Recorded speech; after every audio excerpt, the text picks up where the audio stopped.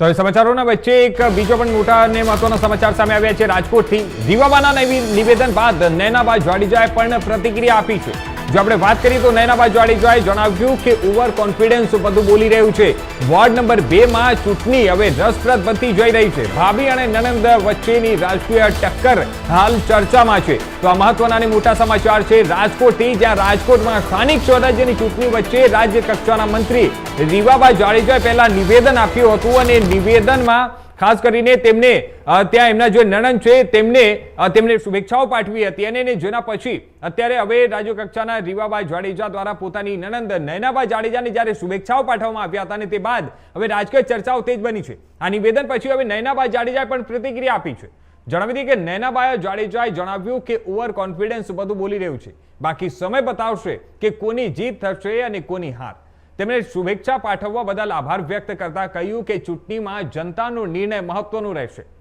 હવે ઉલ્લેખનીય છે કે નયનાબા જાડેજા રાજકોટના વોર્ડ નંબર 2 માંથી કોર્પોરેટર પદ માટે ચૂંટણી લડી રહ્યા છે અને અગાઉ પણ રીવાબા જાડેજા અને નયનાબા વચ્ચે બોલાચાલી થઈ ચૂકવાના મુદ્દે ચર્ચાઓ રહી ચૂકી છે।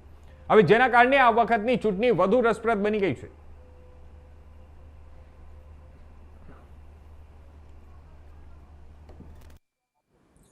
કોંગ્રેસને મુંહતોડ જવાબ કોણ દેશે તો ભવિષ્યમાં જ્યારે 28 તારીખે આવશે ત્યારે ખબર પડશે। કારણ કે કોંગ્રેસ ખાલી અધ્ધરતાલમાં વાતો નથી કરતી, એ જમીન ઉપર ગ્રાઉન્ડ ઉપર કામ કરે છે। કોંગ્રેસના જેટલા કાર્યકર્તાઓ છે એ દરેક કાર્યકર્તા આ વખતે સખત મહેનત કરી છે અને આ તમારી બોખલાહટ છે કે જે દર્શાવી રહી છે કે તમારો આત્મવિશ્વાસ કેટલો ખોટો છે।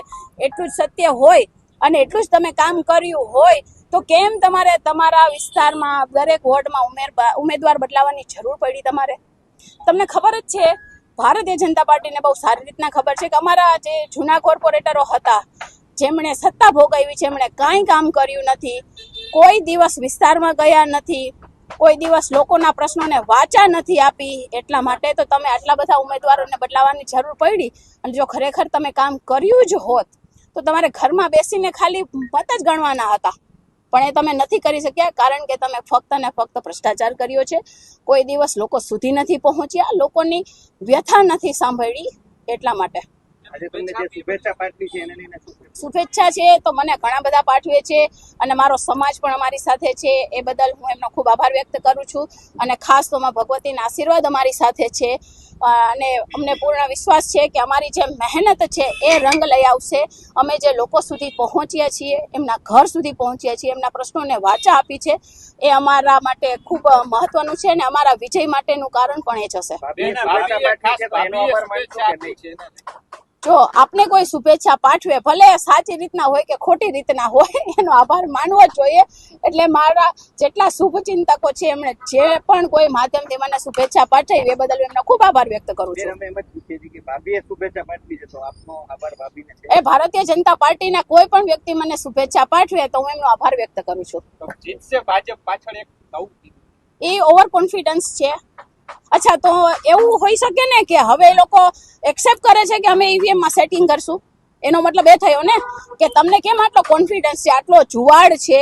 લોકો તમારા જે ઉમેદવારો છે એમને ધૂતકારે છે, એમને જૂતાનો હાર પહેરાવે છે, છતાં પણ તમે આટલા કોન્ફિડન્સ થી ગયો છો, એનો મતલબ એમ થાય ને કે હવે તો તમે કંઈક સેટિંગ કરશો જ।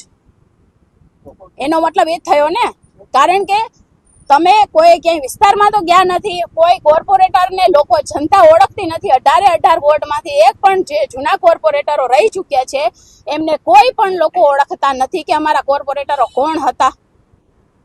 એટલે આવા ખોટા કોન્ફિડન્સ અને તમારી બોખલાહટ દર્શાવે છે કે તમે શું કહેવા માંગો છો।